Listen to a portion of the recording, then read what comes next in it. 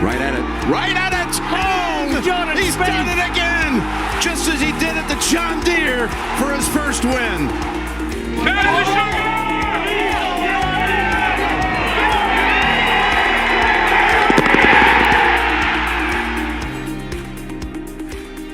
Welcome to episode 73 of the Go Get That podcast. You're probably wondering, where's Bob? You might be celebrating right now because he's not here. Bob had a pre-scheduled commitment and could not make it for the episode. No worries, he'll be back in a week because this is the last episode for a week with Jordan Spieth not playing this week at Honda. But we're back. We are here to recap the miscut at the Genesis. And, of course, to bring you at least Dan and I's best bets for this week's Honda Classic. Yeah, frankly, there's a lot to talk about from Genesis. It was a wild week, outside of, Spieth included in that wildness. But then also just this week in general, too, Liv is back. You're probably, looking at my name, the Backyardigans. Why that? It's theme song season, folks.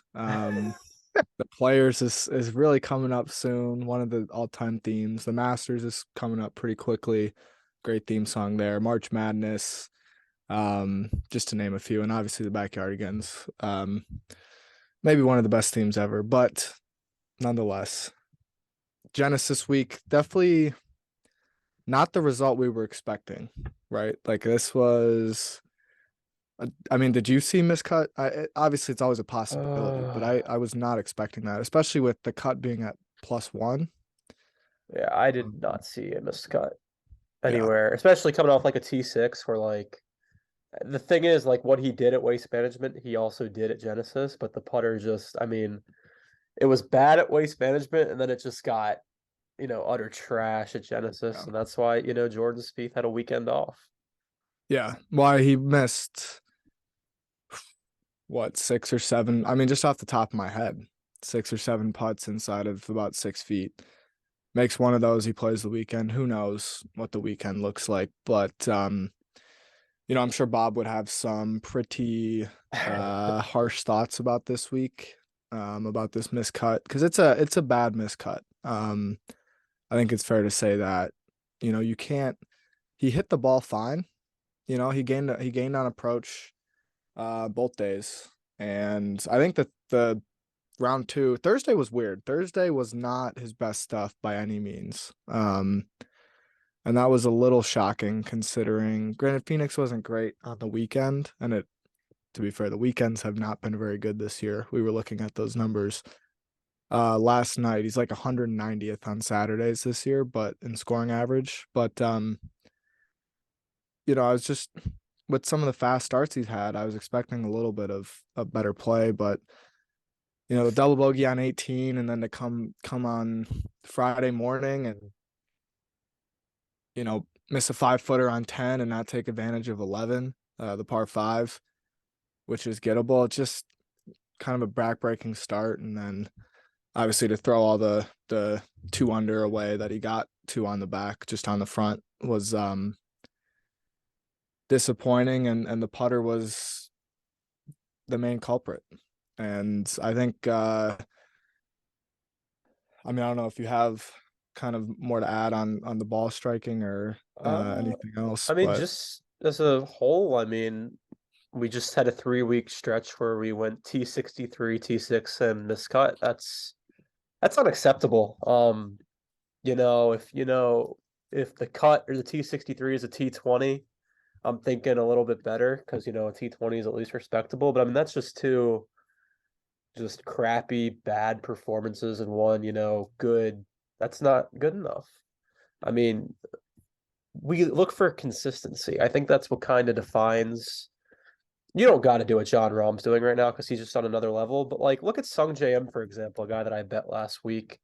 He didn't win, but coming into Genesis, he's T18, T4, T6, like 3 consecutive good, strong weeks of golf. It's not. Are we doing this podcast to talk about Jordan Spieth winning trophies? Absolutely. But you get close to winning trophies by just playing consistently overall. And this is something, he struggled with last year, was the consistency that we had in 2021 that, kind of just, it was there in spurts last year, but, it wasn't where it should be. And yeah, the putter again, I think, last year was really rock bottom, but this week as a whole, you summed it up when we kind of started the podcast. If he just makes one of the short ones that he misses, he's at least playing the weekend. And if you play the weekend, is he going to win? Probably not. But you can shoot a couple 68s and you're looking at the week in a positive light instead of, having the weekend off. Certainly. No, I think it's unfortunate that this problem keeps occurring, right? Like it's a consistent problem. And we've talked a little bit about 2021 was full of really, really good momentum. And to win the majors and just overall larger tournaments, right? You kind of need to ride momentum. Like guys, Kyle Porter tweets out every year like the stats that fit trends for guys that win the Masters. And basically in the last like 10 years, everybody's in like the top 30 of tee to green. Everybody's got like 2 or 3 top 10s. Everybody's got some good play leading in, except for like Patrick Reed or something like that, which is crazy because that Patrick Reed got his green jacket kind of in an unorthodox outside the box statistical way. But like it's hard to, and while Spieth doesn't necessarily follow like ordinary trends in that sense, he's still in the sense of like building towards wins, he still follows longer trends. And then, we talk about he's got a good chance to win the Masters, but if he can't find any consistency in his game, then those Masters chances keep dwindling. And it's coming up so soon, right? We're what, 7 weeks away from the Masters? Maybe less. How many tournaments? Honda, 7 weeks, yeah. Honda API Players, Valspar Match Play, Valero. Yeah. And he'll play 5 of those. Or 4 of those. But so we've got another run here to kind of get ready for the Masters, but like the Players is also very soon, right? And that's a big tournament, big deal as well. And well, it's certainly not the Masters. It just, we're still waiting to see consistency, momentum. We've seen flashes of greatness, right? 64 on Thursday at Sony, 63 on Friday, Saturday at Phoenix.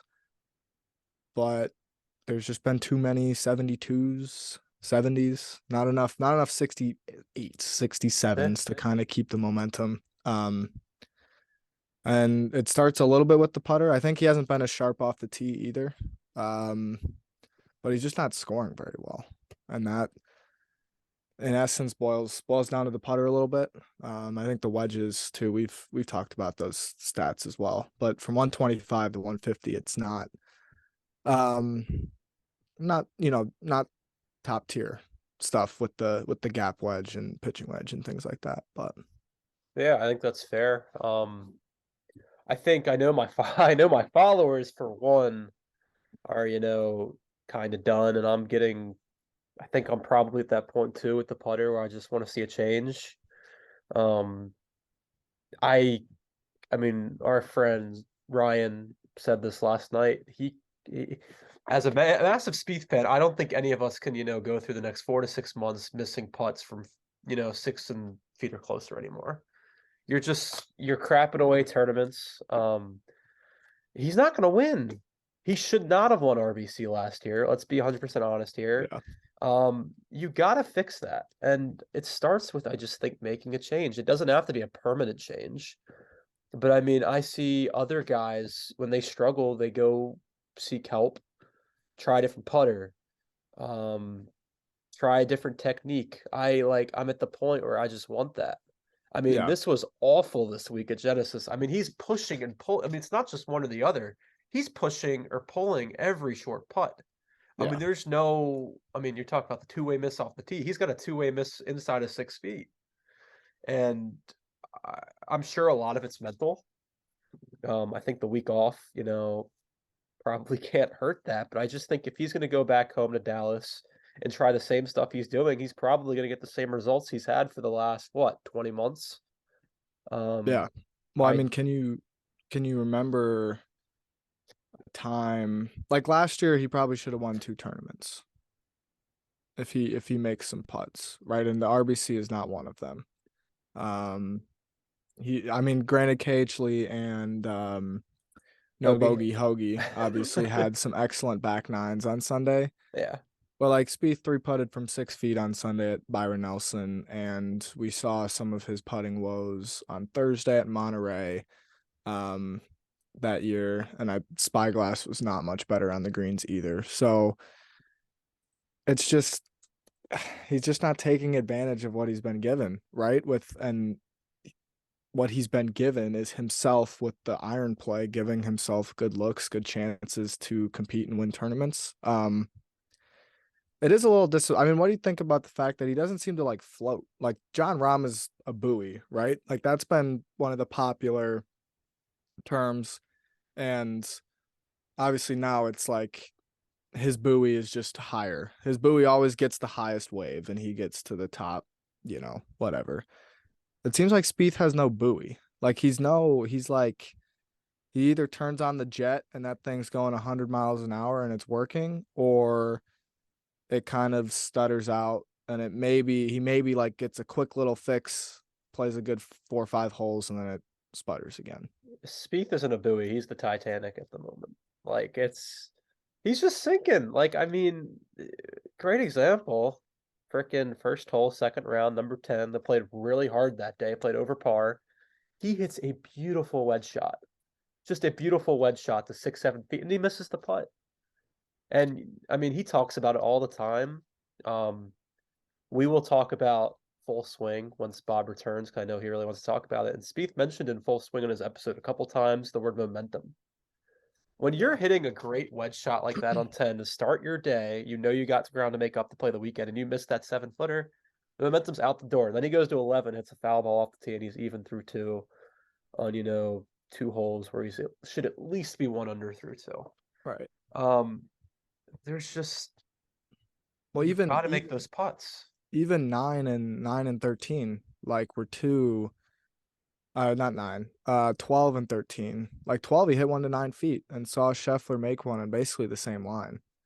Oh, And that was then bad. That one he was pushed bad. it. I mean, that had no chance. We saw a down the line angle, Yeah. no shot of going in the hole.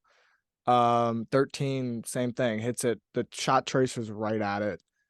It doesn't maybe hop up to get inside of 4 or 5 feet, but goes back to 15 feet, and that had no chance either. Granted, tough putt, but it's like, when are these, when is the scoring gonna happen? And it's got to turn on soon. And to be honest, like, I don't think we'll really know how well he's scoring until Valspar.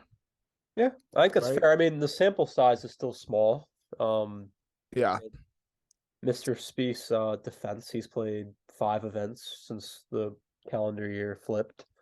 5 is very small. He's going to play, 23? So, I mean, Yeah. And you he do only the math played. there. Go Well, ahead. he's missed 2 cuts as well, Which is unacceptable, obviously. so he's But I only mean, played 4 full events basically. In terms of yeah, rounds. I think, I think we say every stretch is big. I tend to say that. But, you add another 4 weeks, which we're going to be doing coming up. And hopefully we'll get, a better sense of where everything is. Just Yeah. as a whole. The putter, I don't think can get worse than where it currently is. I mean, he's 3 straight events losing strokes after 2 straight of gaining in Hawaii. So I want to see something change with the putter, man. I praise Mr. Spieth for going to the green on Thursday night to go work on stuff. But if you continue to do the same stuff that you're failing at right now, I just don't know, when does he draw the line. I mean, I guarantee you he doesn't want to go in these 4 majors in the next few months and do what he did last year, not be in contention at any of the 4. And it's Right. this particular club that's, holding him back in every tournament for the most part. Precisely. And this has been coming up on this year's Masters. It'll have been 2 years since this trend of the putter not appearing in the big events started in 2021. I mean, you remember the 21 Masters. Obviously, the numbers look different in the end because Hideki was in control, had a bad 15, had a bad whatever. But Spieth putted terribly that week. I think he was what? He was like fourth last out of the guys that made the cut. It Something was bad, ridiculous. yeah. It was really, really bad. PGA, he was awful as well. He gained in the other three categories. And US Open at Torrey, I think it was like okay. And then the Open was pretty good. But then since then, like 2022, obviously the putter was, not good at all. And it's just this constant theme of even when it is good, like at Memorial and Travelers, the swing goes away. And the Memorial, it was a T18, gaining 5.5 shots putting for the week, which was like his best putting in a long time. And at Travelers, it was an MC, gaining 3 or 4 shots in 2 days. So it's just the inconsistency has to be maddening.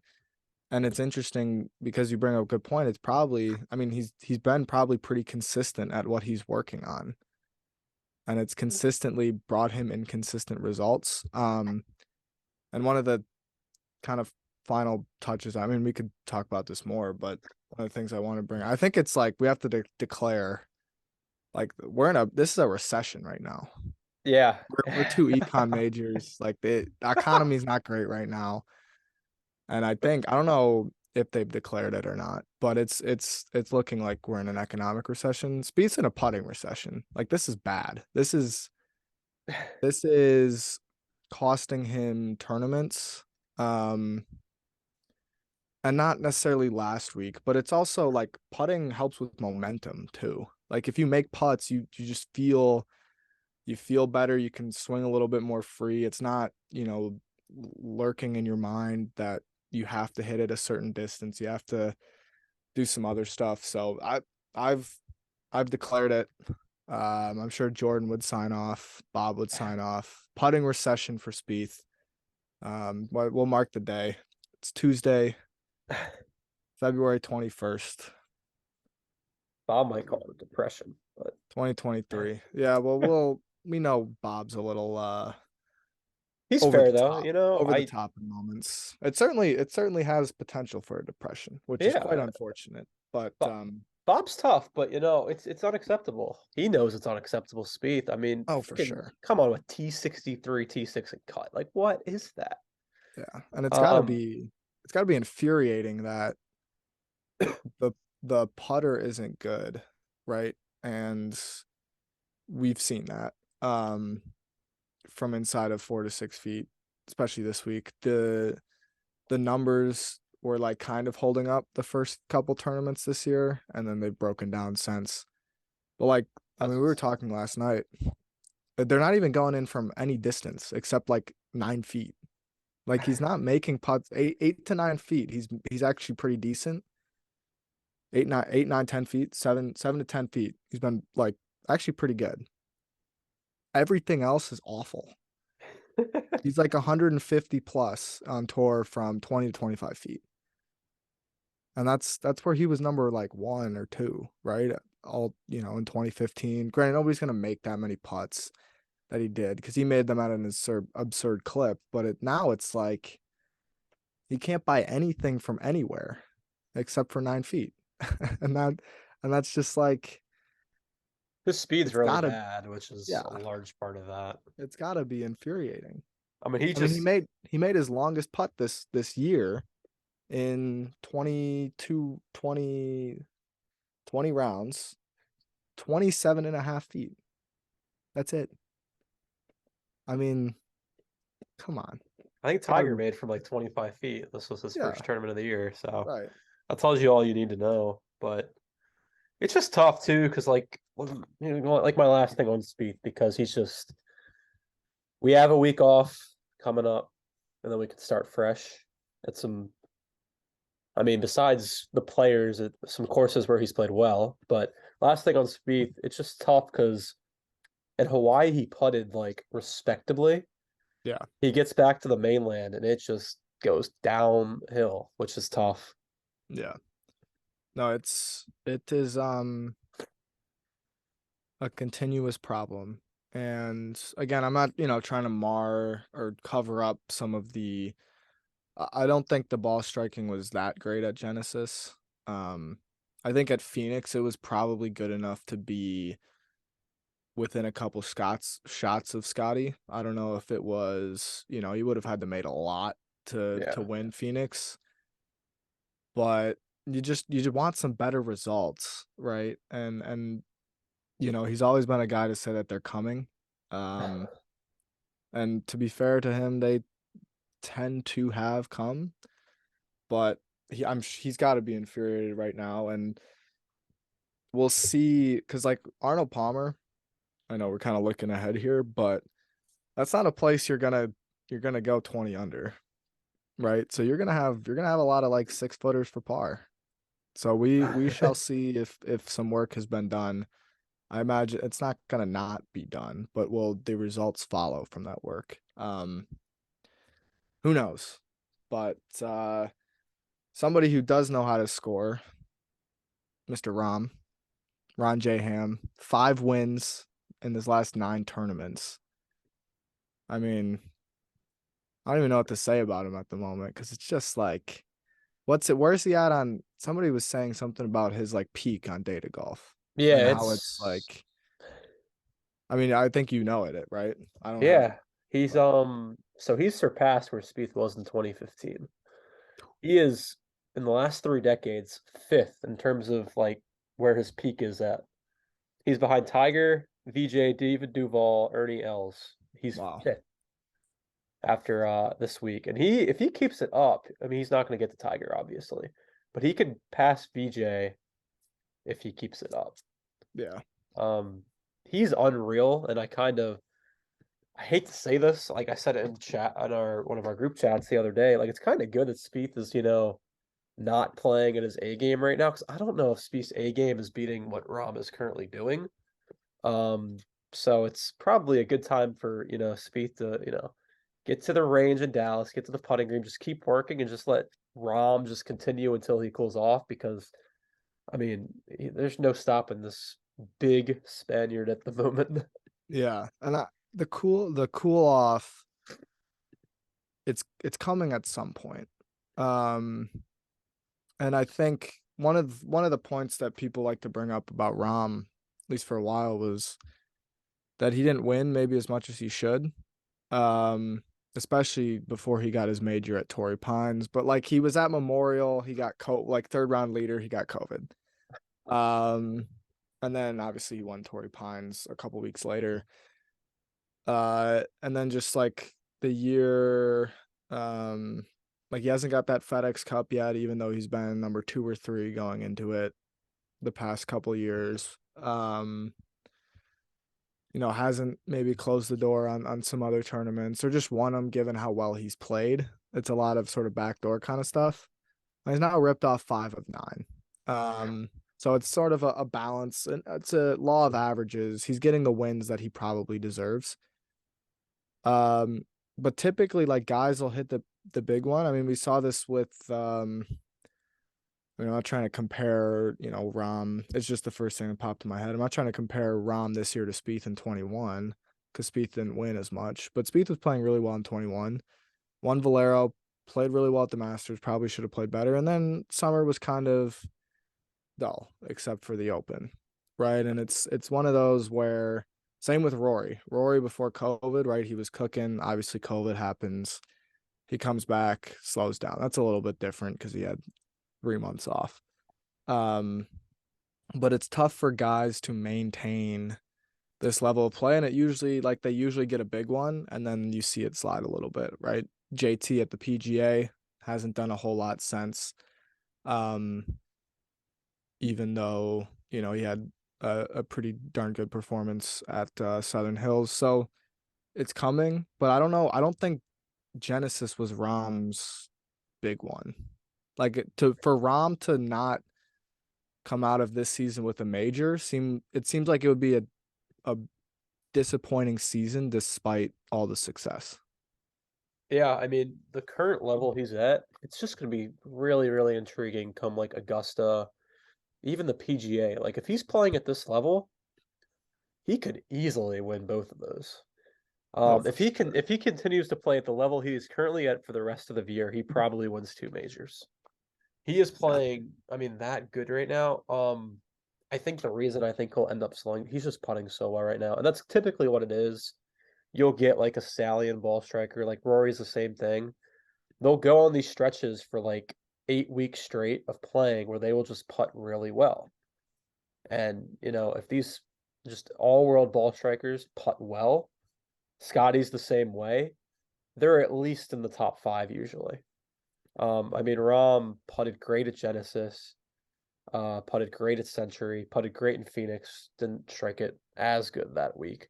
If he just continues to roll the rock well, I mean, it's pretty much a guarantee top 10 at the Yeah. minimum if he puts well. Where do you think his peak comes? Well, he's playing at API. Yeah. This is just tough. It's so tough because we haven't seen this. Like, I mean, according to our friends at Data Golf, we haven't seen this since before we've been born. So like, that's how crazy it is. Um, I don't really know when the peak is. I don't know. I guess when the putter cools off, kind of as I said. Yeah. I have no clue to predict that when that's going to be. But I mean, he's automatic off the tee. He's with the irons and wedges, he's hitting them great right now. I have no clue. Hopefully sooner than later, because if he goes into Augusta playing the way he is right now, Yeah. I mean it could be a bloodbath for the rest of the field, but we'll have to see. Yeah. For a while, I've been saying the players. Huh.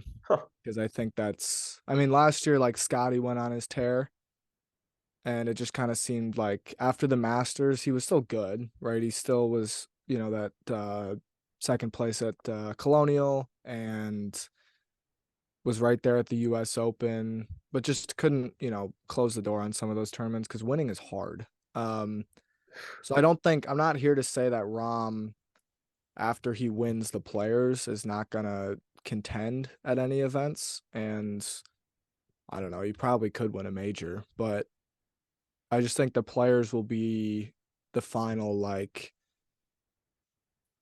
here's this big surge and here's the final reward for it. Because obviously he had it in 20, was it 19 or 18?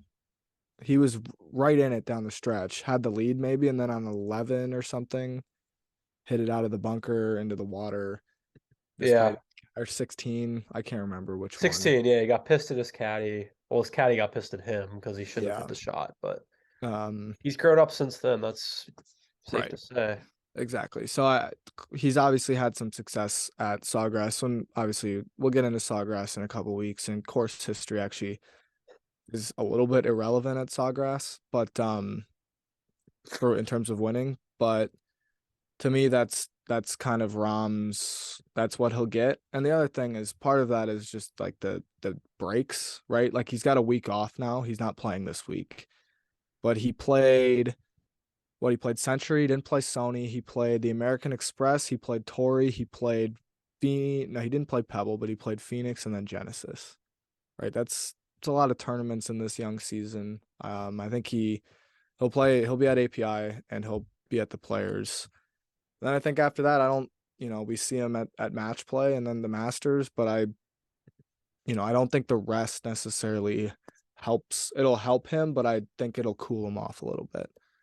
So that's just kind of but that's also, I've just been thinking that's his spot for a while. So I'm going to keep sticking with it and hope that it's right. But it's been unreal to watch. And, for guys like Max Homa, who have also been playing really good golf Max Homa played really well this week. He didn't hit the ball like amazing. He made a lot of putts, but, to shoot 15 under at Riviera and lose by 2 is brutal. That is brutal. Yeah, he got unlucky not to win. Yeah. But that happens when you run into freaking Jon Rahm. Yeah. I hope you're right that he wins the players, because if he doesn't peak at, let's just say the players, he could make Augusta boring.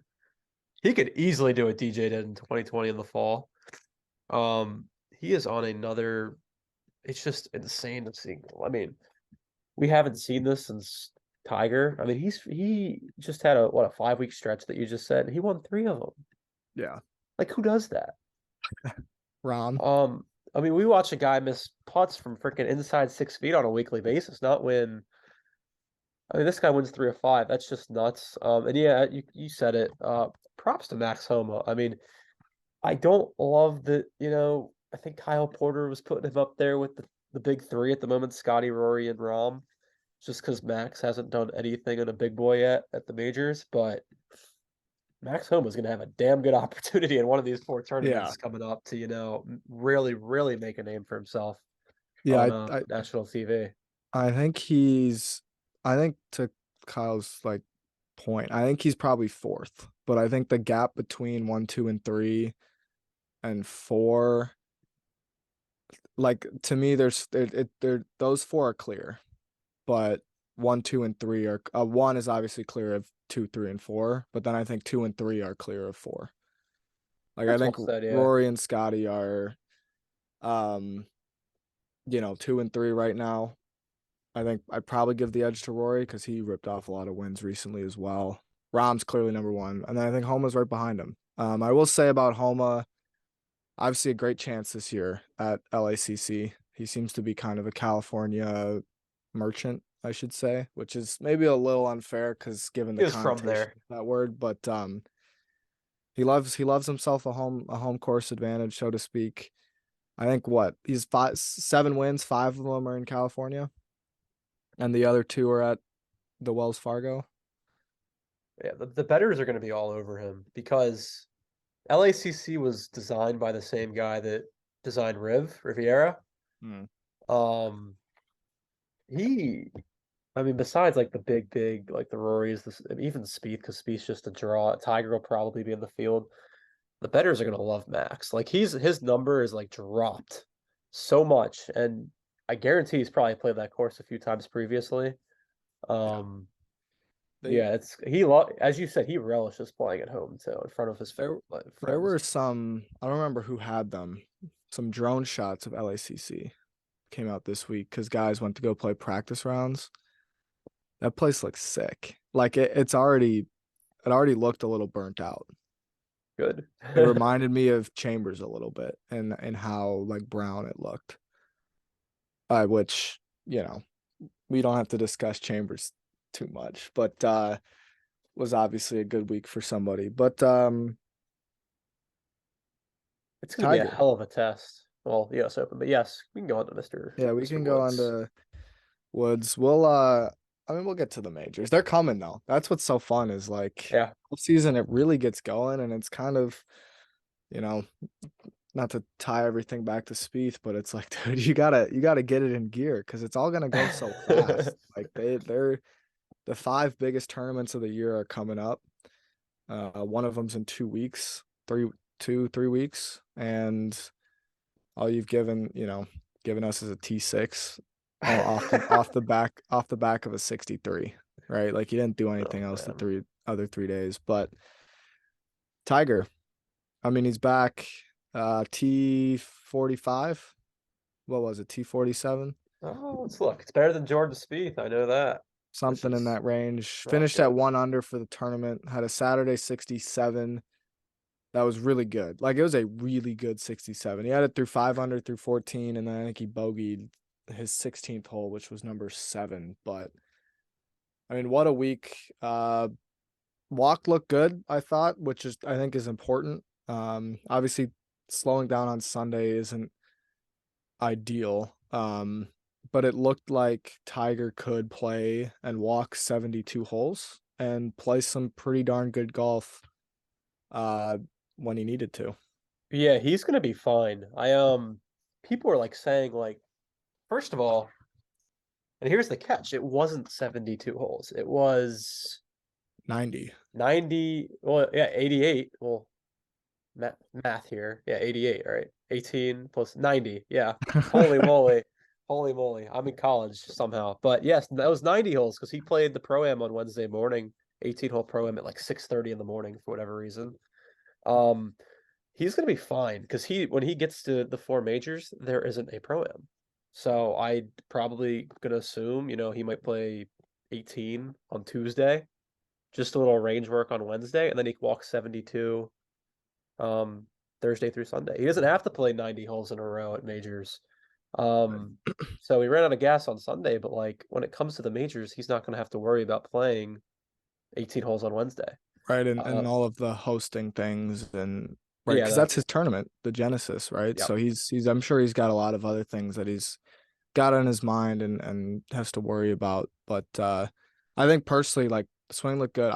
The walk I think was like my bigger takeaway was just like he looked more comfortable. There was a less of a limp, less of a like that man like has a leg 1.5 legs was the popular term on golf Twitter this week.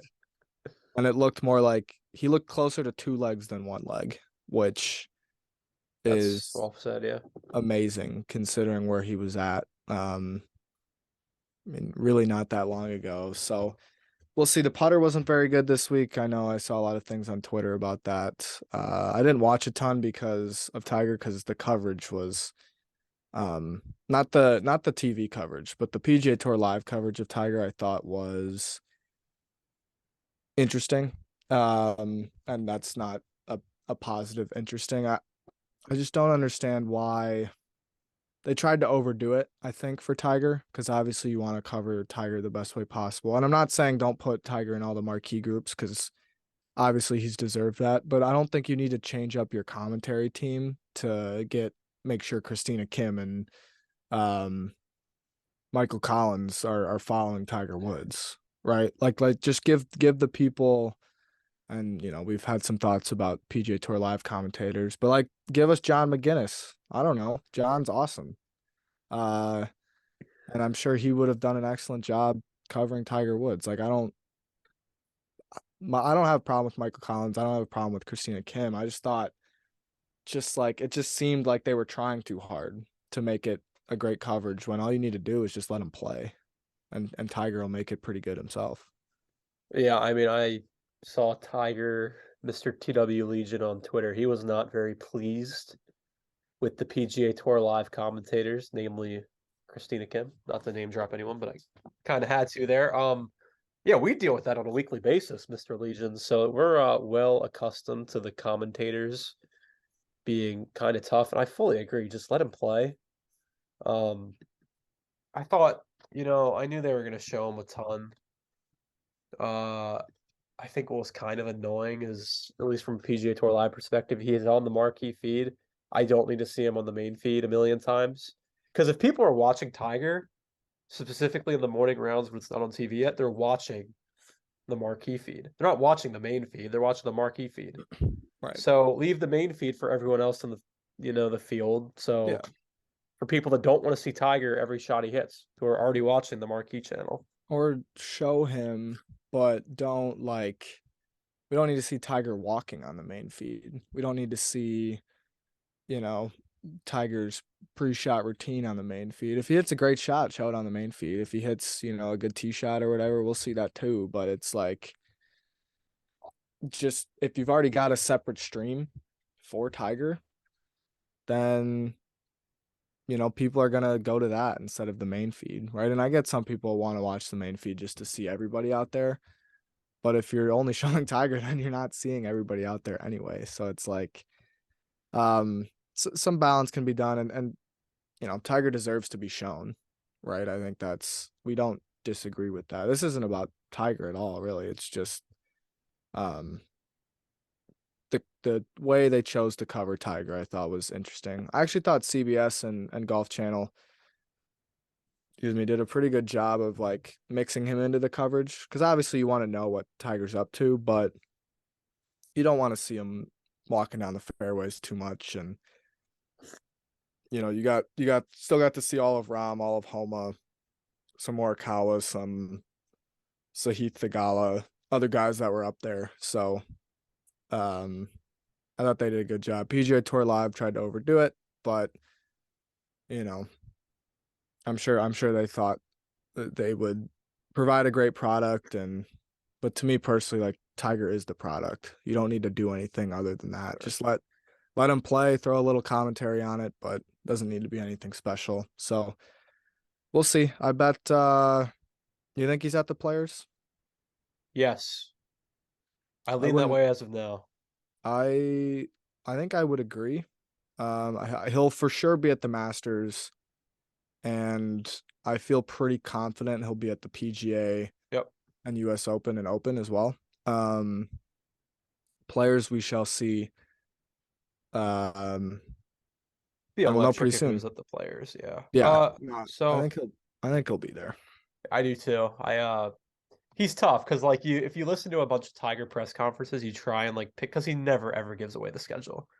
But like you can try and read through the lines. And me doing that, I think he'll be there. My only like criticism of CBS is you got Colt Knost, who's your number one on course guy. Why are you putting him with Tiger, who's 15 shots back? I feel like, do you really need an on course reporter giving me updates on a guy's lies when he's 15 shots back? Just let the guys that are in the booth or the towers, let them commentate the shots. I Yeah. think you're wasting Colt Knost, who's really, really good at his job, on a guy who's 15 shots back. I think the people that are tuning into CBS just want to see him play. They don't need commentary of the guy's shots when he's 15 back or the Right. lies or whatever. But Well, yeah, and if they really want that, then they buy ESPN Plus. there you go. And Yep. it's one thing to have Colt there, and maybe Colt just wanted to see Tiger play, right? And that's fine. I don't mind it, but you're right. I mean, it's Colt Knost is. I mean, we think he's one of their. They have. I think they've got a. I mean, I like Dottie Pepper a lot. I like Mark Immelman a lot too, but given how many guys you kind of had there at the top, like it was a heck of a leaderboard. It was another great week for those elevated events because, or the designated events. I'm not sure which one is which now, but, or what their differences is. But I mean, your final leaderboard had Rahm, Homa, Thigala, Morikawa, Can't lie. Keith Mitchell, Patrick Cantlay. Like, what a leaderboard that is, and obviously Tigers should be a big part of your coverage. But you're right. To your point, I don't know if you need somebody out there following him all the time. Because Trevor Immelman is great. I I've think really enjoyed him so far. Yeah. he's done an Like, awesome job, and I'm sure like if you get a camera following Tiger, he could see the lie and tell you what it might do. So right, I think main message seems to be like just let Tiger be the show. Right. And I'm not saying Cold or any of the other commentators tried to take that away from Tiger being the show, but I think they maybe tried too hard to push Tiger into the spotlight when it's like, dude, it's Tiger Woods. He's already in the spotlight. And he attracts the spotlight. You don't need to push it onto him or move him into the spotlight all because he's already there. So um any other Woods thoughts? um, not really. No, it's always good to have him back. I know I have followers on Instagram that do not like Tiger Woods, but you know, I don't love the guy either, but I recognize that when he's on the TV, people are watching golf, and I want golf to succeed. It's kind of as simple as that. Tiger is good for the game because he gets people to watch the game. Yeah. You don't have to like him, but you do have to accept that, and that's a fact. Do you think he can win again? Too early to say. Yes, yes. I'm Yeah. not counting him out. I mean, the swing looked good. Yeah. He just Ball needs some speed was conditioning. incredible. Exactly. Yeah, he can win Yeah. 100%. I would agree. But I don't know. I think he like to win a major, I think he needs it to kind of break right for him. Yeah. Um I don't know. Like maybe an open is the spot where it just kind of I mean at St. Andrews his body wasn't quite ready, but if he gets the good side of a draw and then just kind of gets into contention and it's like, oh my God, Tiger Woods is on or near the top of the leaderboard. Shoot, maybe that could be his path to a major victory. Obviously, he could probably win at Augusta again. US Opens and PGAs have been more demanding, both on the body, but also, it's 72 really difficult holes in theory. So we'll see about those. But I think his 83rd win would probably have to be at I don't know. I just don't know if he's gonna play enough to get a win at a Zozo or um a CJ Cup or something like that, you know. But we'll just have to see. Hopefully his body can allow him to play more than just the 4 majors and the Genesis every year. Hope his body will let him keep on keeping on. Yeah. Hey, he made the cut this week, and Jordan Spieth didn't. Jordan Spieth was not the only big name to miss the cut too. So Tiger beat quite a few big names this week. Yeah, he certainly did. So good to see Tiger back. Good to see an excellent leaderboard. Because I know Liv is here this week, and there's all the talk about they have more guys in the top 100 than the PGA Tour players this week, the PGA Tour Honda Classic this week, and it's well, okay, there's a reason you're playing this week, because if you played last week, nobody would be watching your event because we had more top 20 players there last week than you do in your field this week. That's probably slightly off, but it's, basically the same. More top 30 players in the PGA Tour field than last week than in your field this week. So Honda Classic, last time it'll be called the Honda Classic because Honda is dropping the sponsor. I'm fairly confident I read that, and that is the truth. Kind of sucks for them. They did get stuck in between Tiger's event and Arnie's event. And the schedule is going to switch around quite a bit here in these next couple of years, I think. So it'll be pretty fluid for whoever picks it up. But I think Honda, they used to have great fields. Tiger used to play JT, Rory, Fowler. So to see, Sungjae Im as the 7-1 favorite in some places this week, 8.5 to 1. It's Sungjae is great, and he's, you touched on him a little bit. He's had a pretty good year already, but that's, you can't be too thrilled about that if you're Honda.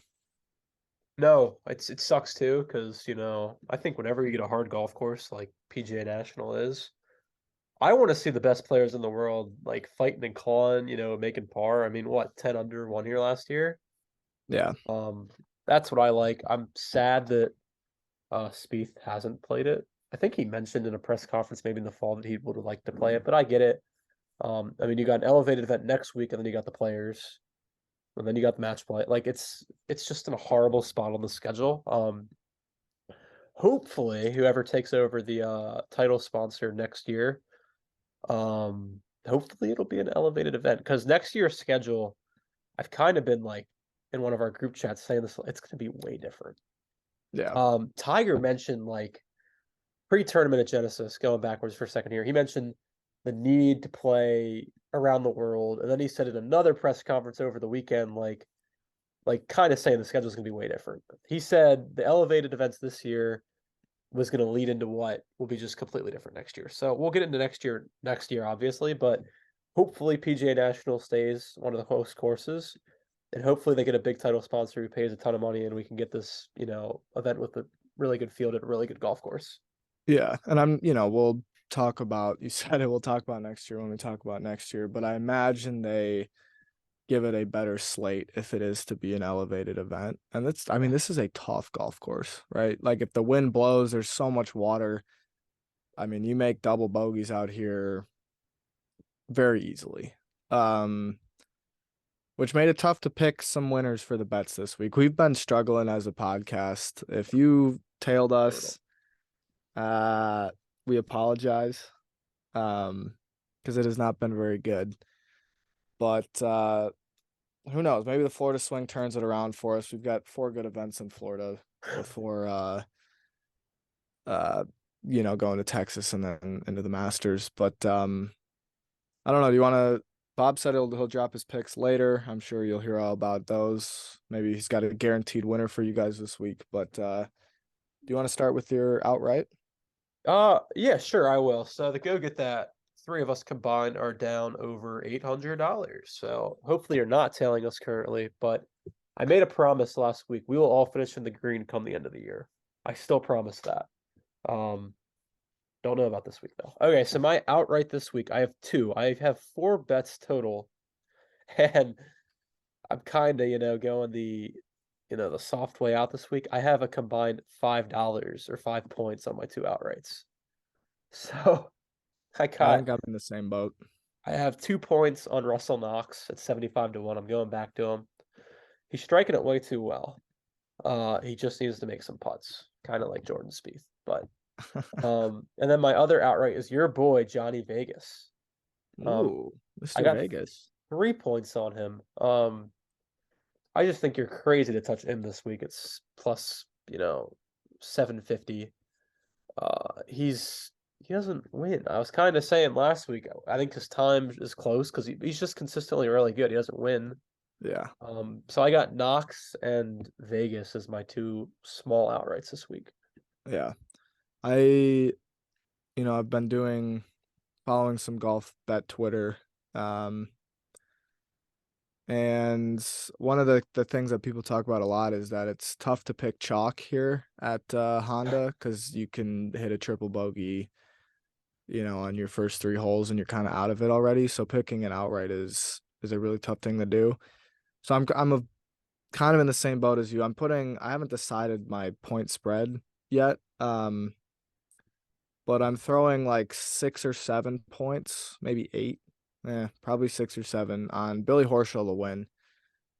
I don't know if he's playing that well. His numbers don't seem to say he's doing all that great, but 28-1, he's one of the better players in the field. He's a Florida man. Why not Billy Horschel? I don't know. Like it I didn't want to mess around with outrights this week because nobody seems to be.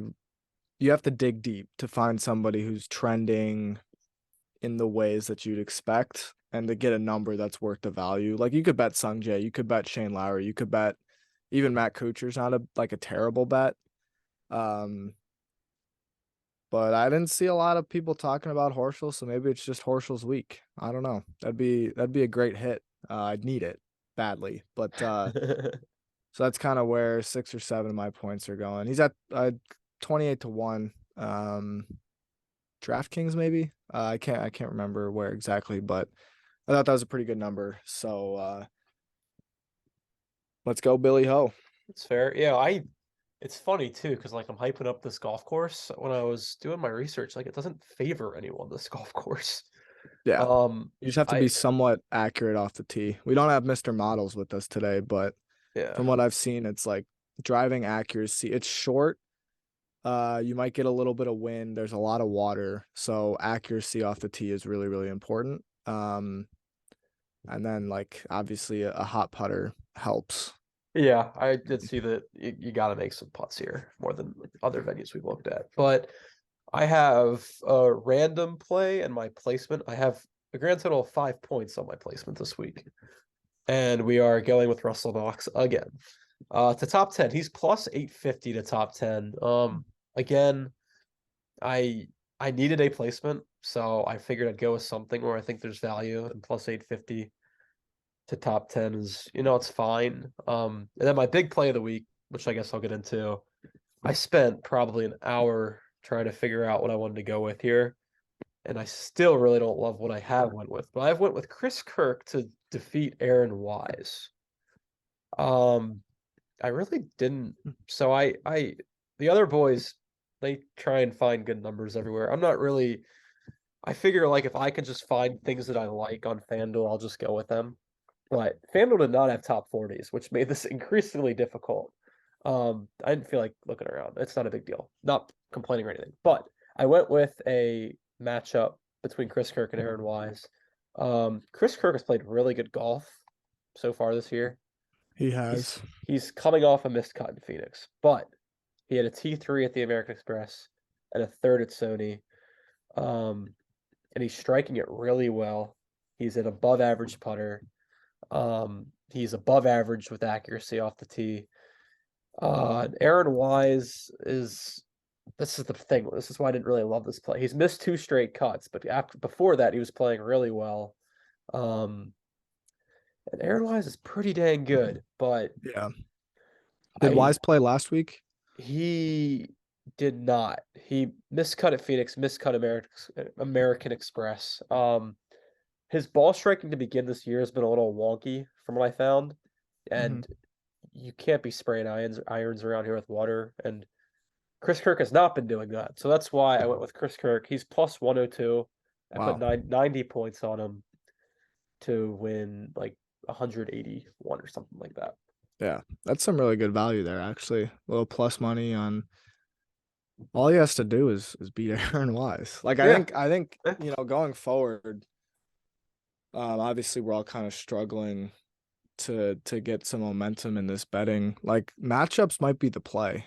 Because top 20s and 40s are tough to do, and like the chances of hitting an outright is pretty difficult as well. And I think matchups, like if you can find some plus money on people and look into it and be like, that's maybe that's not the greatest pricing by the book. I think maybe Data Golf or Rick Rungood as well has like matchup tools where you can compare players and see what their odds probably should be. So if you're interested in looking into more matchups and things like that, it's a good spot to go. I just gave all that price to matchups, and I'm going back to placements, top There 20s, you go. top 40s. I am going to throw like 2 points on a first round leader. I don't know who. Maybe maybe it's Richie Werenski week. Ooh, I don't know. But I am kind of interested in God, somebody's teeing off at 7:02, I think. go I know for it. JT Poston's off pretty early. I like him I looked at Poston for a little quite a bit. bit. So I'll let you guys know with when Bob tweets his out what my first round leader is, but I'm going Matt Kuchar top 20 plus 145. I'm throwing I think it's like 41 on it to win 100 and some change. He's been really good. Just had a T8 at Genesis. He's been hitting the ball well. Obviously Kuchar is certainly no DJ or Bryson or Kepka or Rory off the tee. So he hits it, pretty short, but he hits it pretty straight. He's just playing well. Like Matt Kuchar's had a really good year, T7 at Sony as well. So it seems like a spot he could win. And plus 145 is a pretty good number for a top 20, I think, for a guy that in this field is one of, in one of the upper tiers of this field. So going with him, and then I'm throwing most of my points, looks like 50 of them at Danny Willett. Which I know is, in Spieth land, not a name that people enjoy particularly, but he hasn't been great, but he just racked up he's been trending, to use a Spieth word. T40, I believe, at Pebble, and then a T18 at the Genesis last week. So and the ball striking numbers looked really good last week.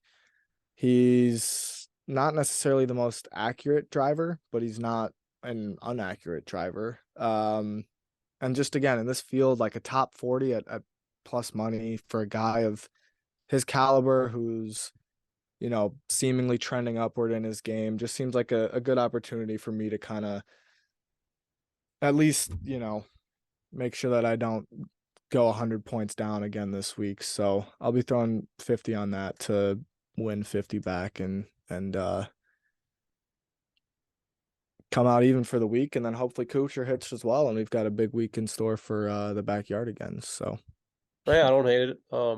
I wouldn't mind if all three of us finished in the green for 1 week because it's been a struggle bus. I mean, this is brutal. I mean, we had Taylor Moore last week just completely kill me and Dan.